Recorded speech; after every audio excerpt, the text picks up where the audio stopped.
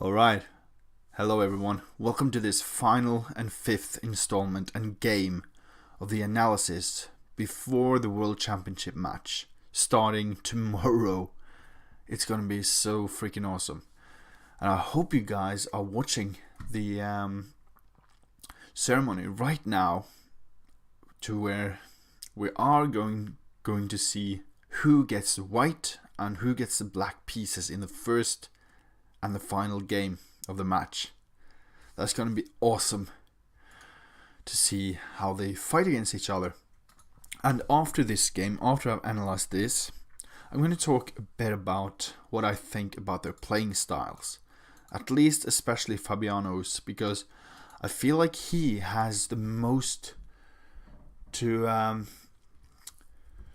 deal with right now. Like, he is a contender of the World Championship title, and we all know how well Magnus Carlsen really plays and what his strengths are. But what we do not know is Fabiano's strengths or weaknesses, and honestly, it's hard for me as a lower rated player to go through all the specifics inside of his playing style.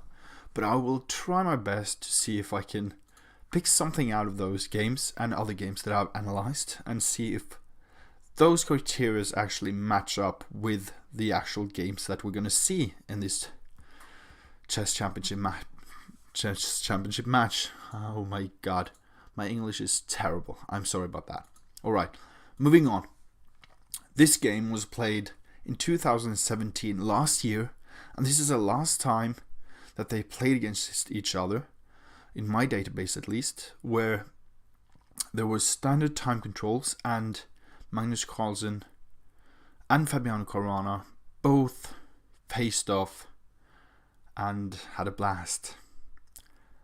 I'm not going to tell you the result yet, but this game was played in the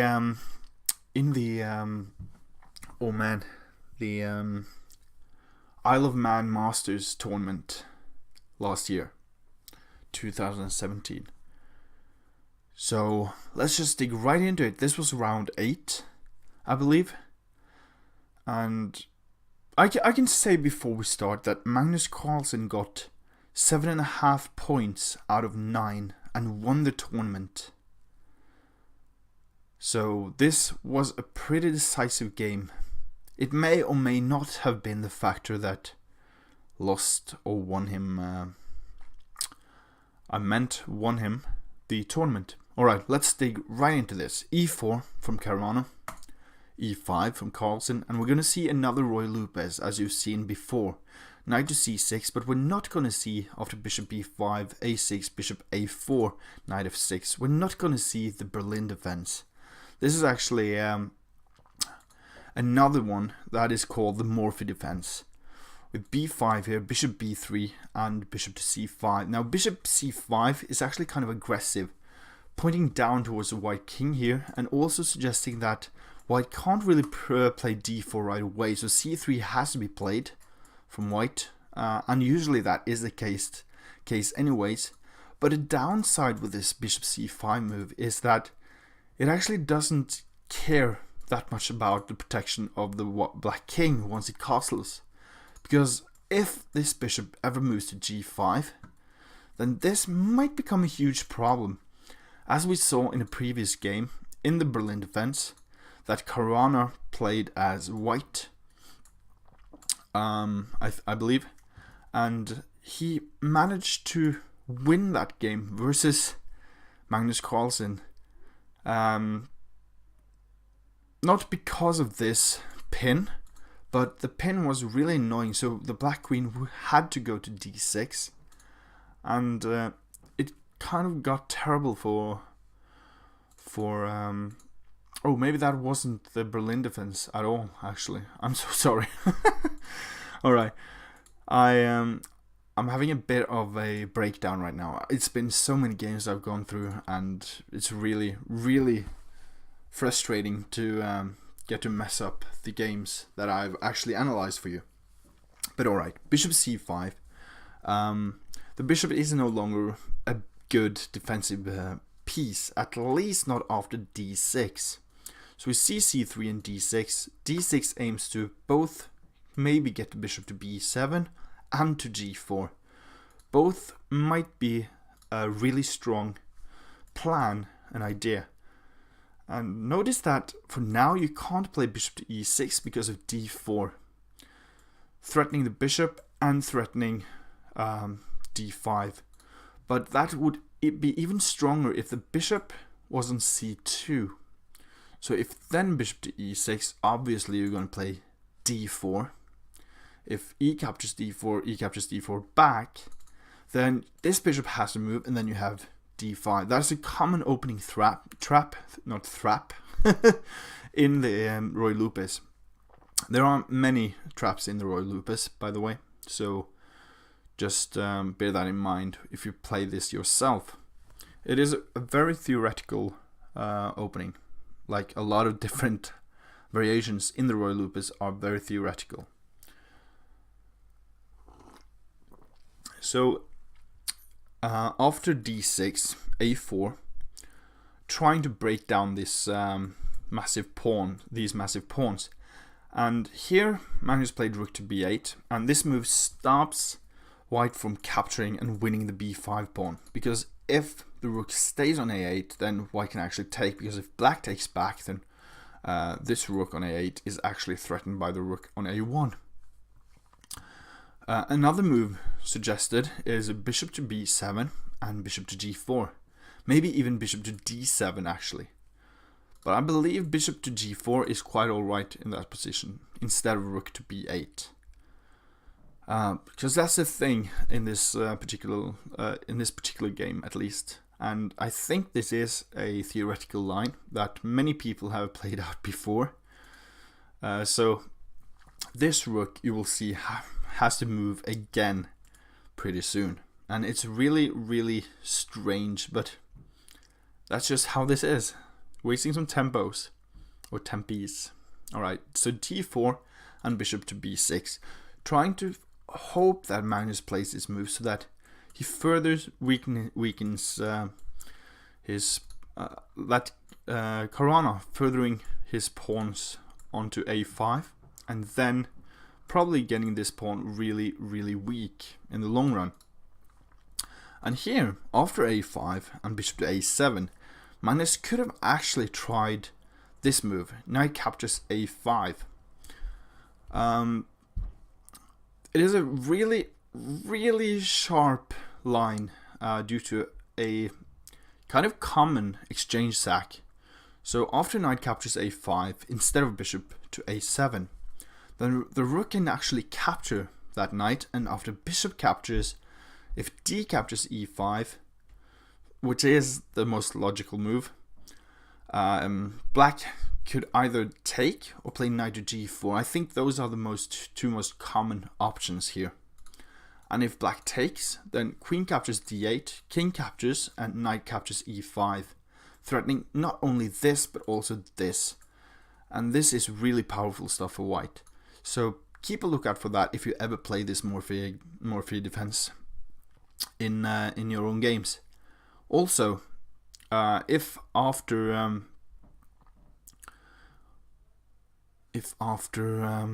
let's say knight captures a5 and rook captures a5, bishop captures a5, d captures a5, and knight goes to g4 instead.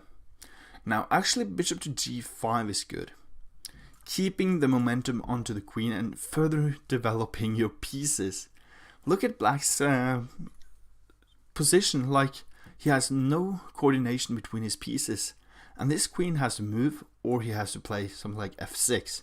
So if f6, pawn captures, and bishop to f4, and this is quite alright for white, even though he is an exchange down.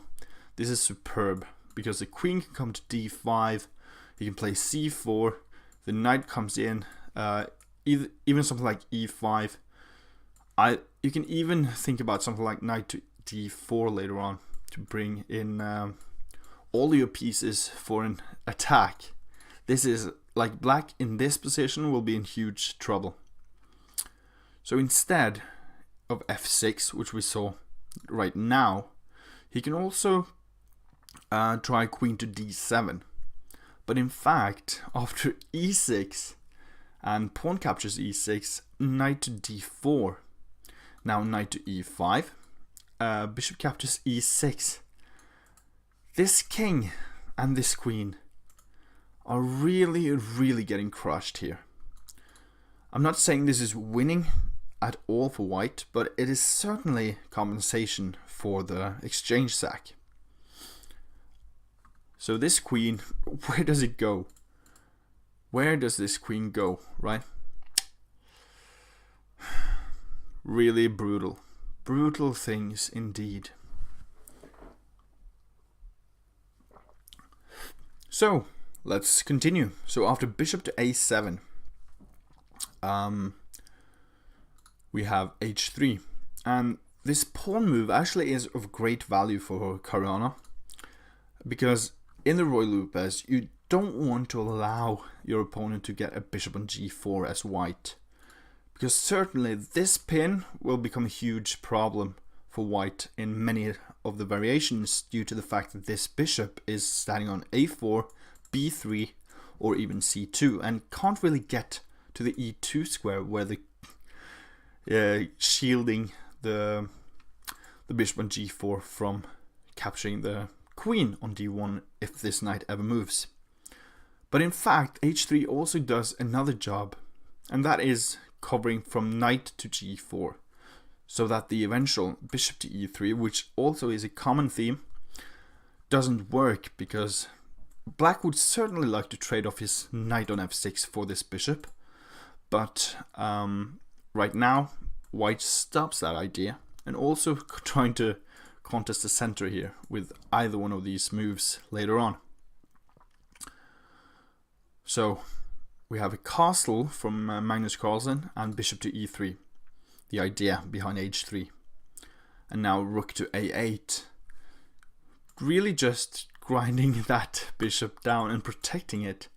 But another move would be just to take on d4, but I can't seem to find the best reason for not capturing here immediately, other than that you open up the position too much for white in that case, and things might become quite ugly for black.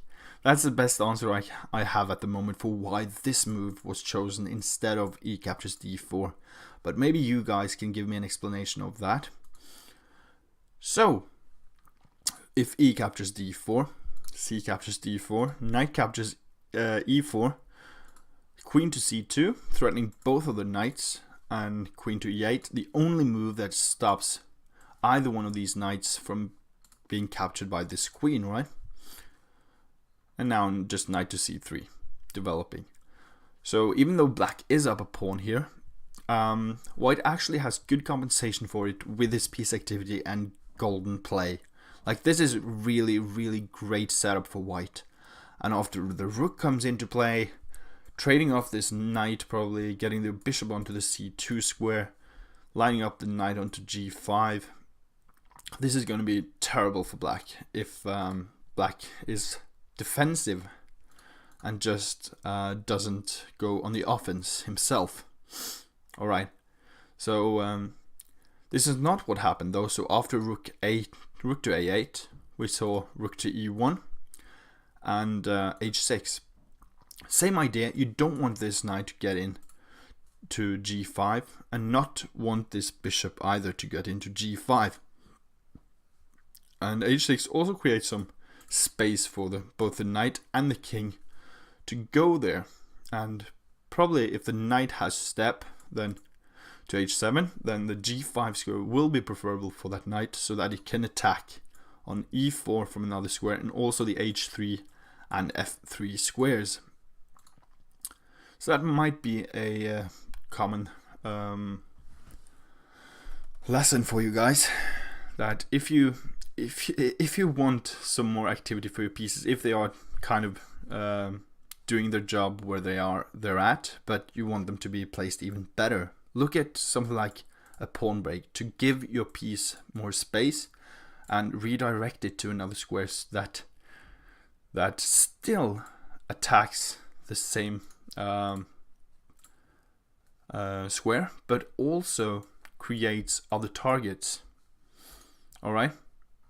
I think that's something everyone should think about. Even me, I don't do that often. I kind of always think in the most straightforward line when I play. Knight b to d2, rook e8, and now g4. This looks very weakening, kind of very weakening for white, but it plays a great role in stopping a pawn push, an eventual pawn push to h5 at least, trying to dislodge this knight from g3.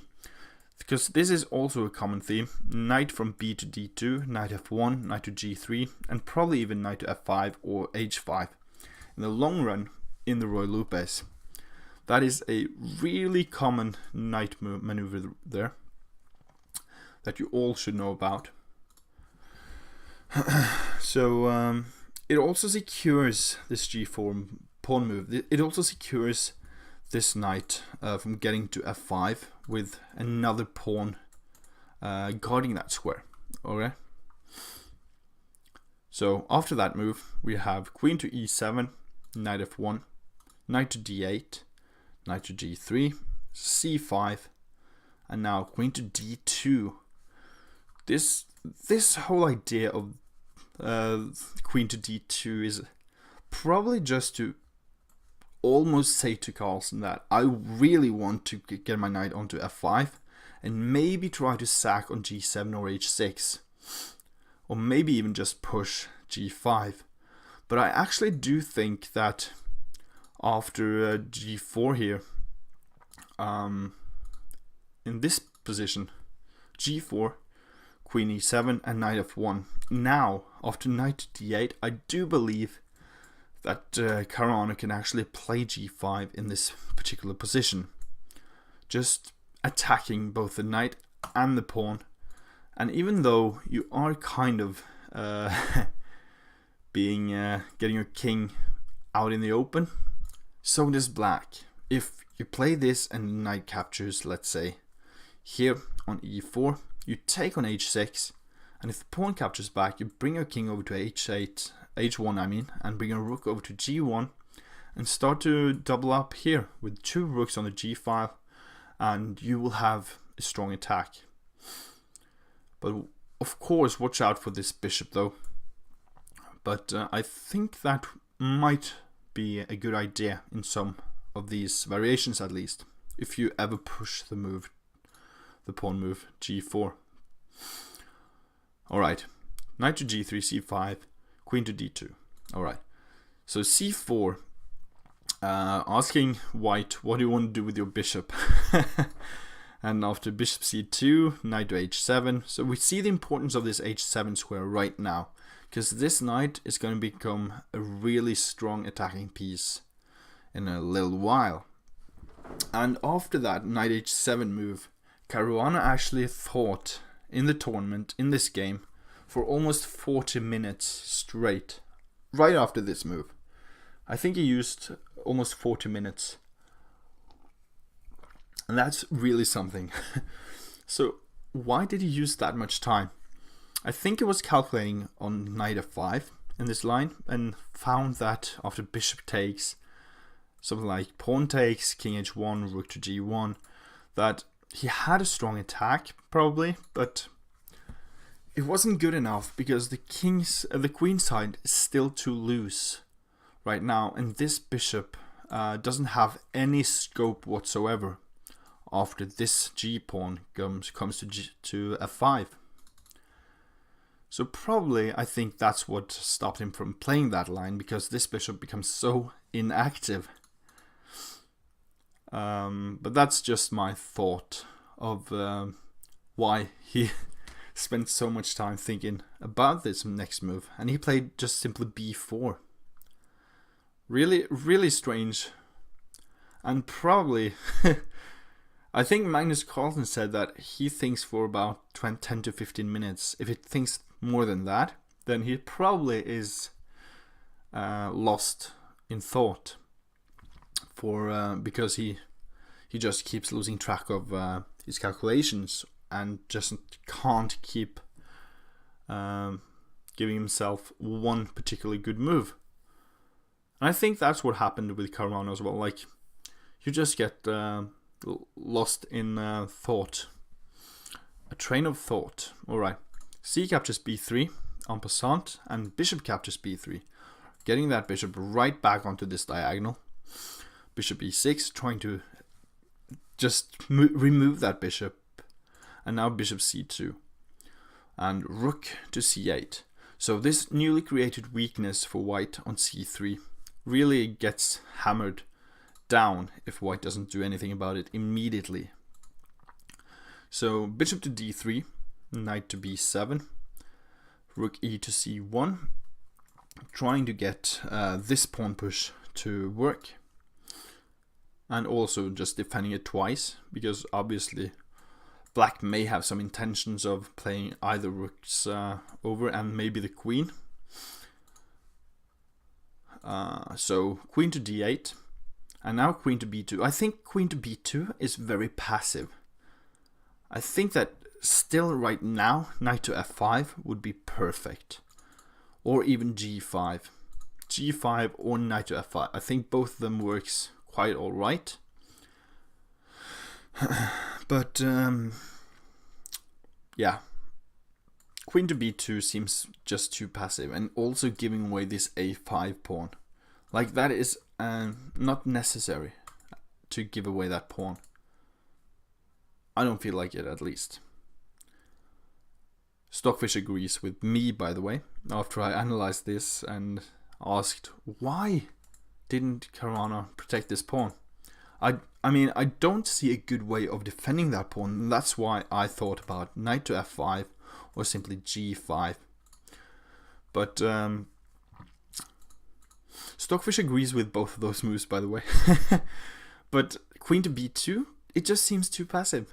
I don't like it for some reason, and Stockfish says that, yeah, queen to b2 isn't my top 3 alternatives, but sure, it is playable, so alright. But it gives black the advantage for the first time in this game, I believe. Caruana gives the advantage back to black, or gives it to black. So knight captures a5, knight to d2, d5, rook e1. So rook e1 is stating the fact that these pawns in the center is going to have an explosion pretty soon in this on one of these 4 squares, and whenever that happens, things are going to be ugly. Things are going to get ugly. Things are opening up in the center, and all the pieces for both white and black are ready to attack and storm the position. So that is really something to worry about. So rook to e1 is actually saying that I want my other rook to d1, just trying to probe against that queen once these pawns move. Because black's rooks are actually quite well placed here on the c and e file. But alright. Rook bishop to b8 and e captures d5. Bishop captures d5 and bishop to f5. Trying to attack this rook, and asks black if he wants to trade bishops, then happily he will do so. White, that is. Because then he can probably get his knight finally into the f5 square. But after rook to c6, queen to a3, knight to b7 and rook a to d1, we see another trade in the center, and things are almost exploding here. It's really, really sharp, this position. It's really hard to see who's attacking who and which one of these players will actually come out with a win. Because look at those bishops for white, both pointing directly at black here. And this bishop is attacking white's kingside. And although these rooks aren't probably as good as these 2 rooks right now, at least white's queen might be a bit better, because after c4 it can bring itself over to the king side immediately. But this queen move right here, for instance, might be a bit dubious after a move such as bishop to e3 again. But okay. So knight to g5, c4, and rook captures e1. Magnus Carlsen tries to trade down these rooks because this d rook is pointing towards the black queen, and the queen doesn't have a good square to go to, as I mentioned. So by trading on e1, Magnus says that I want a rook out of the way for my queen here on the d file. And that's just common sense, common knowledge. You don't want rooks pointing towards your queen, even though it is just an x-ray. It's not there yet, but things might become nasty. So rook captures e1, rook captures back, and now bishop to e6. A beautiful little, just tiny little move here, which actually is a great move. And I think that white should have just captured on e6 here. He then keeps a playable position.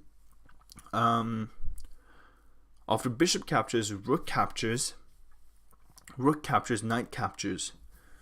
We have a bishop and a knight versus bishop and a knight, 2 versus 1 on the queen side, and 3 versus 3 on the king side. So even though it might be a little hard for white to defend, white has good chances, at least. Instead of doing that, Caruana actually made a terrible mistake. Let's play a game, you and I. Everyone. Let's play a game called What to Not Play as the White Player. So, think about this for a second. What would you rather not play as white? What is the least favorable move for white you could possibly make in this position? And I'm not talking about obviously something like queen to a4. No, but like, what is the most sensible but baddest move that you could possibly make? Because after bishop to e6, obviously the queen is threatening to capture on d4. So you might try to do something about that. But bishop captures e6 seems so natural to me that other moves just really doesn't work, I think. But hey, let's see. Can you find the losing move that Caruana played? And I just spilled some coffee on me. Alright, I'll give you 5 seconds. Let's make that 10.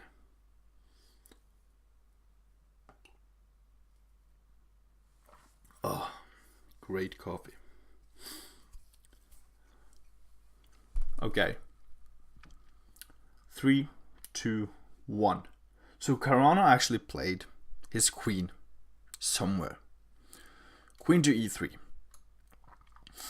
And do you see the follow-up for black here? Why is this such a bad move? Why the hell is this such a bad move? I'm sorry for the cursing, by the way. I bet you've heard worse from me before. No worries. So after queen e3, what is black's response? What was the shocker that Magnus Carlsen did to make Caruana resign? Alright. It was bishop to f4. So this is a really nice tactic. Bring your bishop onto the f4 square. And it isn't defended directly, but the whole white position collapses after that move. And the reason is that if you take the bishop, then the knight captures on h3 with check and picking up the queen. And if the queen moves, let's say to d3, then bishop captures d2, and the queen can't even capture on d2 back, because if it does, then again, knight to f3 check, picking up the queen. And I believe that this was a terrible, terrible blunder by Caruana, and I've seen some of these mistakes before by him, like just not looking at tactical shots and just hanging pieces like this. It's really strange, but I feel like that's not only what he does against Magnus Carlsen. I think that he has done that sometimes against everyone that he's played more than once. And that's pretty weird. But Queen E3, I don't think even I would have played that move, simply because you really should see this move, Bishop F4, because of the fact that both of these moves are threatened. And like, don't you see a fork? Well, obviously Caruana saw that after the move Bishop to F4, but that made me feel so bad and sad for Caruana, because why? How can you see that particular move? Alright. So that's just something that it almost kept me awake a couple of nights ago, actually, that move, Bishop F4. It's so freaking annoying. Why he didn't see it. I have no words, actually. Wow. I'm getting teary, actually. That's how stupid this feels like. And making that mistake in the World Championship match should not be allowed. So I do hope that he doesn't fall for anything like that in the World Championship match. But I don't know. So after these games that I've analyzed the last week, I believe that Carlsen has a good chance of winning the match and keeping his title, as long as he plays solid and doesn't get on the defensive too much. He has to stay on the offense. And the same goes for Caruana. He has a really great sense of attacking chess. Much more so than Karyakin, let's say, from the last World Championship match. And Fabi is also just a great and resourceful player that understands the dynamics of defense and attacks. I feel like he has really shown that in more than one of these games, to say the least. One of his blind spots, though, might be the fact that he oversteps or that he misses some big chances in the position. Although that also goes for Carlsen. I feel like Carlsen actually doesn't do that quite that many or that much. Sorry, my English is terrible.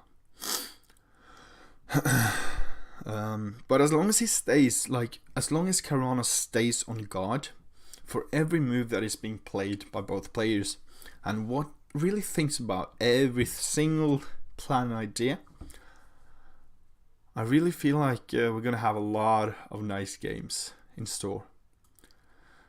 And I think this championship match isn't going to have too many drawing streaks. Like, they are both tigers, these guys. They are number 1 and number 2 on the FIDE World rating list for chess. And since they are both tigers, they will fight with their claws and with their teeth. But I do believe that Carlsen still is the better player of the two tigers. I think he has longer claws and longer teeth. Probably even wider jaws. I don't know. Alright, whatever. Thank you guys so much. Thank you guys. I really do appreciate making these videos. I know my analysis isn't the best. I know that for a fact, but I try to do my best, and it's been a really long time since I actually studied chess for another player, and that's what I'm trying to do with these videos. But yeah, I don't think Magnus will win the first game. I think Fabiano will carry out the first win, but then I think Carlsen will eventually go on and win the match. Like, Carlsen will win the match. Did I say Fabiano? Caruana? It's so confusing because both of their last names or surnames are starts with a C and A and R. Really annoying. Alright. Stop messing around. Enjoy the 9th of November and all the games that we have in store. Alright, see you. Bye.